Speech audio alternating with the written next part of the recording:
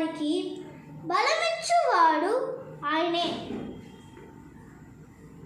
బలహీనతలో ఉన్నావా, సొమ్మసిల్లిపోయి ఉన్నావా, కృంగిన స్థితిలో ఉన్నావా, యేసయ్య ఈరోజు వాగ్దానం ఇస్తున్నాడు.